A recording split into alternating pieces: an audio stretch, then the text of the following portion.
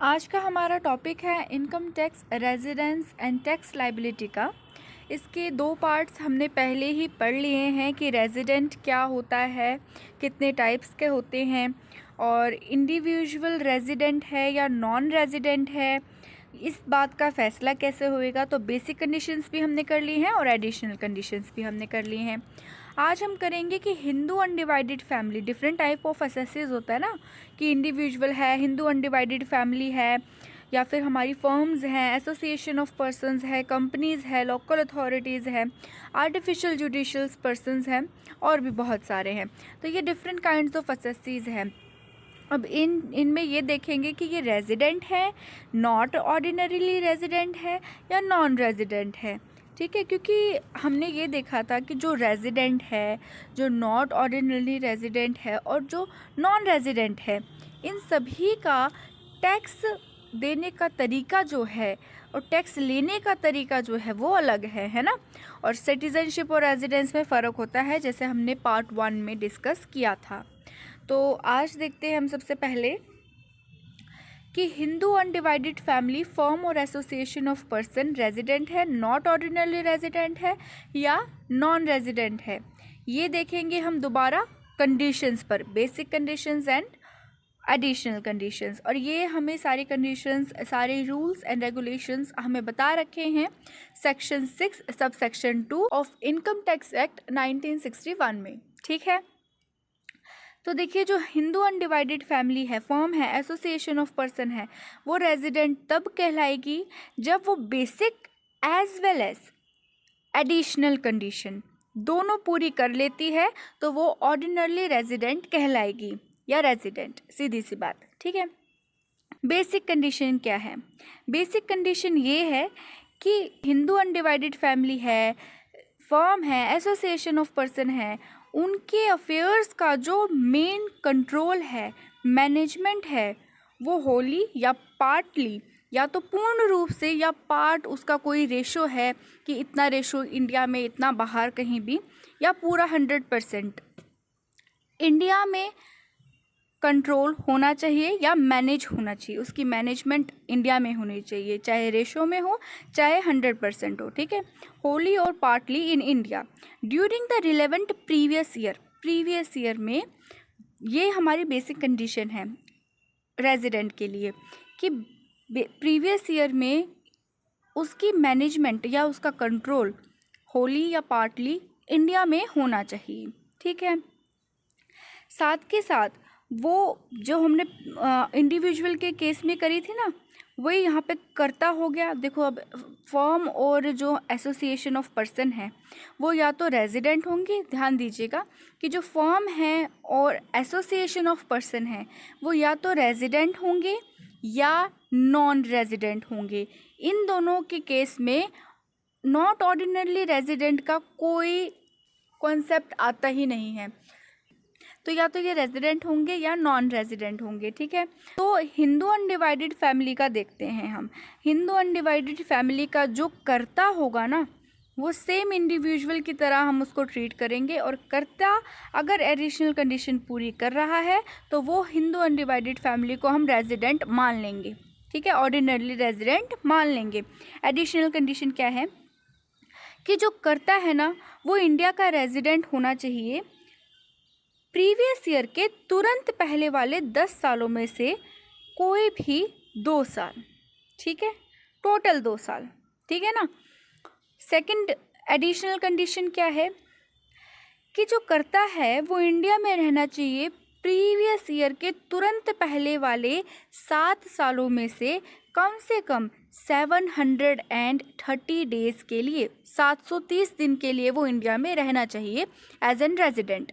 ठीक है, 2 कंडीशन होगी, दोनों की दोनों कंडीशंस का फुलफिल होना ज़रूरी है, तभी कर्ता क्या कहलाएगा, रेजिडेंट कहलाएगा। और कर्ता रेजिडेंट है तो हिंदू अनडिवाइडेड फैमिली भी रेजिडेंट कहलाएगी। ठीक है, कर्ता कह लो या मैनेजर कह लो, ठीक है, उनको ये सेटिस्फाई करना होगा। अब देखिए, अगर वो बेसिक कंडीशन तो सिंपल है कि कंट्रोल जो है वो इंडिया में होना चाहिए, मैनेजमेंट जो है वो इंडिया में होना चाहिए, चाहे होली या पार्टली, चाहे 100% हो या 50% हो या 60% हो, हमें उस पर ध्यान नहीं देना, होना चाहिए। ठीक है। अगर ये कंडीशन फुलफिल हो रही है तो वो रेजिडेंट कहला देगा। अब नॉट ऑर्डिनरली कब कहलाएगा? जब एडिशनल कंडीशन वो फुलफिल नहीं करेगा, और अगर एडिशनल कंडीशन फुलफिल हो रही है तो ऑर्डिनरली रेजिडेंट, नहीं हो रही तो नॉट ऑर्डिनरली रेजिडेंट। ठीक है। हिंदू अनडिवाइडेड फैमिली, फर्म और एसोसिएशन ऑफ पर्सन, तीनों कैटेगरी के ये एसएससीज है। ये नॉन रेजिडेंट कब कहलाएंगे? ये नॉन रेजिडेंट तभी कहलाएंगे जब कंट्रोल और मैनेजमेंट, जो इनके अफेयर्स का कंट्रोल है, मैनेजमेंट है, वो टोटली इंडिया के बाहर हो, आउटसाइड इंडिया हो, इंडिया में कुछ भी ना हो, ना रेशो में ना कैसे भी। ठीक है, आउटसाइड इंडिया हो। तो हम क्या कहेंगे कि only when the control and management of their affairs is situated wholly outside India, then all three type of assessees are non-resident। ठीक है, ये हमें बताया गया था सेक्शन 6 सबसेक्शन 2 में, इनकम टैक्स एक्ट 1961 में। ठीक है, अब उसके बाद आती है हमारी कंपनीज। ये भी एसएससी है एक तरीके की, कंपनी को भी तो टैक्स देना पड़ता है।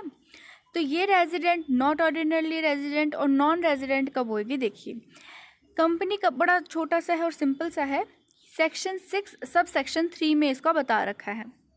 कंपनी रेजिडेंट इन इंडिया तब कहलाएगी प्रीवियस ईयर में जब वो एक इंडियन कंपनी हो, पहला पॉइंट। दूसरा, POEM, पोएम, ये वर्ड याद रखना है कि प्लेस ऑफ इफेक्टिव मैनेजमेंट जो है उसका इंडिया में हुआ हो प्रीवियस ईयर में, जिस भी ईयर का हमें टैक्स निकालना है। ठीक है, अब एक छोटा सा एक्सप्लेनेशन देती हूँ मैं आपको कि जो पोएम मैंने बोला ना, POEM, place of effective management जो है, उसमें क्या आता है, जो उनके एकदम इम्पॉर्टेंट मैनेजमेंट और कमर्शियल डिसीजंस है ना, उस चीज़ का जो प्लेस है, किसी ना किसी प्लेस पर तो वो डिसीजंस लिए जाएंगे, वो प्लेस इंडिया में होना चाहिए। वो बिजनेस की एंटिटी जो है ना, इम्पोर्टेंट वाली कंडक्ट जो उसका होता है, वो इंडिया में होना चाहिए। ठीक है, तो क्या कहलाएगी? वो रेजिडेंट कहलाएगी।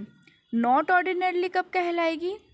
कभी नहीं, या तो कंपनी रेजिडेंट होएगी या नॉन रेजिडेंट होएगी। इसमें भी नॉट ऑर्डिनरली रेजिडेंट का कोई कॉन्सेप्ट ही नहीं है। तो नॉन रेजिडेंट देखते हैं जब वो ये दोनों कंडीशन फुलफिल नहीं करती है कि इंडियन कंपनी नहीं है या poem, place of effective management उसका इंडिया में नहीं है, तो वो नॉन रेजिडेंट बन जाएगी। और अगर कर देती है तो रेजिडेंट। ठीक है, इसके बाद आता है हमारा every other person. Every other person, ये हमने जो हिंदू अनडिवाइडेड फैमिली करा, फर्म किया, एसोसिएशन ऑफ पर्सन किया, कंपनी किया, इंडिविजुअल किया, इनको छोड़कर बाकी जितने भी पर्सन बच गए हैं उनके लिए हमें बता रखा है सेक्शन 6 सबसेक्शन 4 में। ठीक है, एवरी अदर पर्सन में क्या क्या आ जाता है, जैसे कि लोकल अथॉरिटी हो गई, आर्टिफिशियल जुडिशियल पर्सन हो गए, जैसे आइडल्स हो जाते हैं ना, भगवान की मूर्तियाँ, मंदिर, जो बड़े बड़े मंदिर होते हैं उनको भी टैक्स देना पड़ता है। ठीक है, भगवान थोड़ी ना खुद आकर देंगे, उनके जो ट्रस्ट होते हैं उनको, मंदिर का जो ट्रस्ट होता है उसको टैक्स देना पड़ता है। ठीक है, वो एवरी अदर पर्सन में ये आ जाते हैं सेक्शन 6 सबसेक्शन 4 में। अब एवरी अदर पर्सन, जैसे कि हमने कहा local authorities, artificial judicial persons, ये कब कहलाएंगे resident in India previous year में? जब इनका कंट्रोल और मैनेजमेंट जो है वो इंडिया में सिचुएटेड हो, तब ये रेजिडेंट कहलाएंगे। चाहे 100% हो या 50% हो, वो मायने नहीं रखता, इंडिया में होना चाहिए। और नॉट ऑर्डिनरली रेजिडेंट कब कहलाएंगे? जब इनका पूरा का पूरा बिजनेस का जो मैनेजमेंट हो रहा है, जो कंट्रोल हो रहा है, वो इंडिया के बाहर से हो रहा है। ठीक है, जैसे हम फर्म और एसोसिएशन ऑफ पर्सन को ट्रीट करते हैं ना, वैसे ही सेम प्रोसेस से इनको भी ट्रीट करेंगे। ठीक है, रेजिडेंट कब होंगे? जब इनका कंट्रोल और मैनेजमेंट इंडिया में होगा। नॉन रेजिडेंट कब होंगे? जब कंट्रोल और मैनेजमेंट इंडिया में नहीं होएगा। चाहे 100% हो, चाहे 50% हो, चाहे 60 हो, 40 हो, 10% हो, इंडिया में है तो हम कह देंगे कि वो रेजिडेंट हैं। ठीक है, और इंडिया में नहीं है पूर्ण रूप से तो फिर वो नॉन रेजिडेंट बन जाएगा। तो अब हमने देख लिया इंडिविजुअल के केस में क्या होता है, पार्ट 2 में हमने देखा था। और Hindu undivided family, form, association of person, companies और एवरी अदर पर्सन का हमने आज देख लिया। तो अब इसके आगे देखते हैं। इसके बाद में आपको एक छोटा सा टॉपिक और है, मतलब इसी में, कि रेजिडेंट हो गया, नॉट ऑर्डिनरी रेजिडेंट हो गया या नॉन रेजिडेंट हो गया, इनकी इनकम कब कब कौन से केस में टैक्सेबल है और नहीं है। सो टैक्स इंसिडेंस मैं आपको इसका ब्रीफ में करा रही हूँ कि पहली इनकम देखिए, इनकम रिसीव्ड और deem to be received in India whether accrued in India और नॉट। या तो इंडिया में रिसीव्ड हो या ऐसा मान ली गई है कि ये इनकम इंडिया में रिसीव्ड हुई है, तो ऐसे केस में चाहे वो रेजिडेंट हो, नॉट ऑर्डिनरली रेजिडेंट हो या नॉन रेजिडेंट हो, तीनों को टैक्स देना पड़ेगा। सेकंड क्या है केस? सेकंड केस ये है कि इनकम अक्रूअर्ड और deem to be accrued in India whether received in India और नॉट, कि इनकम जो है वो इंडिया में कमाई गई है या ये मान लिया गया है कि वो इनकम इंडिया में कमाई गई है, या तो कमाई है सीधी सी बात, या ऐसा मान लिया है deem to be accrued in India. तो ऐसे केस में भी तीनों को ही टैक्स देना पड़ेगा, रेजिडेंट को भी, नॉट ऑर्डिनरली रेजिडेंट को भी और नॉन रेजिडेंट को भी। थर्ड केस है income received and accrued outside India for a business और प्रोफेशन कंट्रोल और setup in India. Income received हुई है आउटसाइड इंडिया में या अक्रूअर्ड हुई है आउटसाइड इंडिया में, किस लिए हुई है, कहाँ से आई है इनकम? किसी बिजनेस से आई है या प्रोफेशन से आई है जो कंट्रोल किया जाता है या सेटअप है इंडिया में। तो ऐसे केस में सिर्फ रेजिडेंट और नॉट ऑर्डिनरली रेजिडेंट, मतलब ऑर्डिनरली और नॉट ऑर्डिनरली को टैक्स देना है, और जो नॉन रेजिडेंट है ना उसको टैक्स नहीं देना। फोर्थ केस है income received and accrued outside India for a business और प्रोफेशन कंट्रोल और सेटअप आउटसाइड इंडिया। कंट्रोल और सेटअप इस बार आउटसाइड इंडिया है, बाकी सारा सेम है। तो ऐसे केस में सिर्फ और सिर्फ रेजिडेंट टैक्स देगा, नॉट ऑर्डिनरली रेजिडेंट है तो नहीं देना, और नॉन रेजिडेंट है तो वो तो पहले भी नहीं दे रहा था तो अब भी नहीं देना। फिफ्थ केस है income received and accrued outside India for any other source. किसी भी दूसरे सोर्स से आउटसाइड इंडिया इनकम कमाई गई है या रिसीव्ड हुई है, तो ऐसे केस में भी सिर्फ रेजिडेंट को टैक्स देना है, नॉट ऑर्डिनरली और नॉन रेजिडेंट को टैक्स नहीं देना है। इसके बाद हमारा केस आता है सिक्स्थ। तो इसमें ये है कि पास्ट अनटैक्स्ड फॉरेन इनकम है, कि पहले कमाई थी और फॉरेन इनकम है। तो ऐसे केस में पास्ट अनटैक्स्ड फॉरेन इनकम अगर कहीं वर्ड आ जाता है तो ये वाली इनकम का टैक्स जो है वो ना तो रेजिडेंट देगा, ना नॉट ऑर्डिनरली रेजिडेंट देगा और ना ही नॉन रेजिडेंट देगा। तीनों में से किसी को टैक्स नहीं देना है। इसके बाद लास्ट पॉइंट है सेवंथ पॉइंट। इसमें क्या है कि dividend paid by domestic company. कोई डोमेस्टिक कंपनी है, उसने डिविडेंड पे किया है, तो ऐसे में तीनों को ही टैक्स नहीं देना, चाहे रेजिडेंट हो, चाहे नॉन रेजिडेंट हो या फिर नॉट ऑर्डिनरली रेजिडेंट हो। ठीक है, यहाँ पे हमारे residents and tax liability basis of charge इस चैप्टर की सारी थ्योरी कंप्लीट होती है। ठीक है, एक बार लास्ट में मैं छोटा सा रिवीजन भी करा देती हूँ इसी कॉन्सेप्ट का कि टैक्स इंसिडेंस क्या क्या रहेगा तीनों केसेस में। तो नॉन रेजिडेंट के केस में क्या होगा? नॉन रेजिडेंट जब इंडिया में रिसीव्ड है हुआ हो या फिर इंडिया में अर्न हुआ हो तभी वो टैक्स देगा। ठीक है, नॉट ऑर्डिनरली रेजिडेंट के केस में क्या होगा? जब कंट्रोल इंडिया में हो या रिसीव्ड इंडिया में हुआ हो या अर्न इंडिया में किया गया हो तभी वो टैक्स देगा। और ऑर्डिनरली सारे केसेस में टैक्स देगा, लेकिन उनमें से दो केसेस को छोड़कर। कौन कौन से? एक तो पास्ट अनटैक्स्ड फॉरेन इनकम, एक dividend paid by domestic company, और एक छोटा सा पॉइंट और है कि share of income from Indian partnership firm. तो ये भी एग्जम्प्ट है तीनों केसेस में, इसमें रेजिडेंट भी टैक्स नहीं देगा।